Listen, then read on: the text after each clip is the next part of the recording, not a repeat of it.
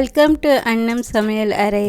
இன்றைக்கி அக்ஷய திதியை முன்னிட்டு நம்ம இன்றைக்கி பால் பாயசம் எப்படி செய்யலாம் பார்க்கலாம். வாங்க வீடியோக்குள்ளே போகலாம். ஸ்டவ் ஆன் பண்ணிக்கோங்க, கடாய் வச்சுக்கோங்க, ஒரு 2 ட்ராப் நெய் போட்டுக்கோங்க, 2 டேபிள் ஸ்பூன் பாஸ்மதி ரைஸ் போட்டிருக்கேன். பாஸ்மதி ரைஸ் இல்லைன்னா நார்மல் சாப்பாடு ரைஸ் போட்டு நல்லா அதை அரிசி பொரியணும். அந்தமாதிரி ஸ்லோ ஃப்ளேமில் வச்சு நீங்கள் நல்லா பொரிச்சிக்கோங்க. இந்த மாதிரி வரும். இந்த மாதிரி வரும்போது ஆஃப் பண்ணி ஒரு தட்டில் போட்டு ஆற வச்சுடுங்க. ஒரு பாத்திரம் எடுத்துக்கோங்க, அதில் 1/2 லிட்ரு பால் ஊற்றிக்கோங்க. அந்த பால் அப்படியே காயிட்டும். இப்போ மிக்ஸியில் 2 ஏலக்காய் போட்டிருக்கேன், வறுத்து வச்சுருக்கேன். அந்த அரிசியை போட்டிருக்கேன். ஒரு பல்ஸ் மாத்திரம் போட்டுக்கிட்டா போதும், ரொம்ப அடிக்க வேணாம்.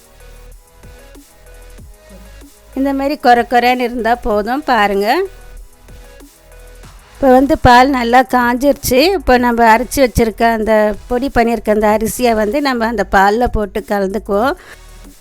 இப்படியே சிம்லையே அது கொதிக்கிட்டோம். அப்போ தான் நம்ம அரிசி வெந்து போயிடும். ஏன்னா நம்ம வறுத்து போட்டிருக்கறனால சீக்கிரமாக வெந்துடும் அரிசி. பால் அரிசி போட்டு நல்லா கொதி வந்துருச்சு. நல்லா இப்போ பாருங்கள், அந்த அரிசி நல்லா வெந்துட்டுருக்கோம். இந்த வீடியோவில் இருக்க மாதிரியே பண்ணுங்க. இந்த பாயசம் 4 பேர் எடுத்துக்கலாம். அரிசி பாருங்கள் நல்லா வெந்துடுச்சு.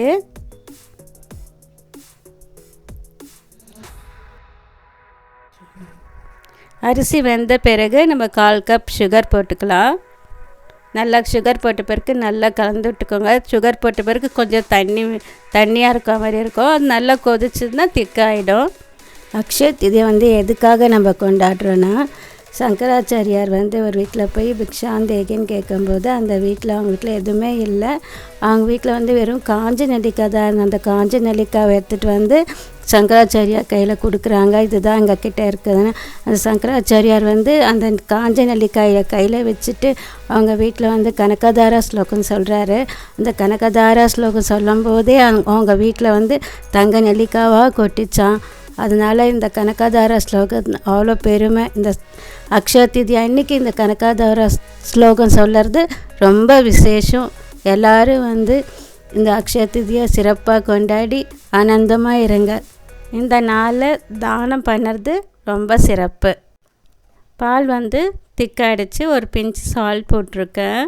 சைடில் சின்ன கடாயில் ஒரு ஸ்பூன் நெய் போட்டுக்கோங்க. அதில் ஒரு 6 திராட்சை போட்டுக்கோங்க. முந்திரி பாதாம் 4 போட்டுக்கோங்க.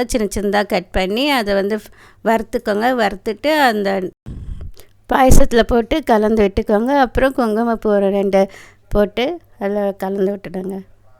அக்ஷய திதிக்காக அருமையான பால் பாயசம் ரெடி ஆகிடுச்சு. நான் அக்ஷய திதி அன்னைக்கு உப்பு மஞ்சள் வச்சு தான் நான் பூஜை செய்வேன்.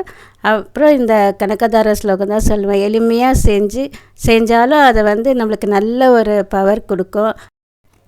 நீங்களும் ட்ரை பண்ணி பாருங்கள். இந்த வீடியோ உங்களுக்கு பிடிச்சிருந்தா லைக் பண்ணுங்கள், ஷேர் பண்ணுங்கள், கமெண்ட் பண்ணுங்கள், மறக்காமல் சப்ஸ்கிரைப் பண்ணுங்கள்.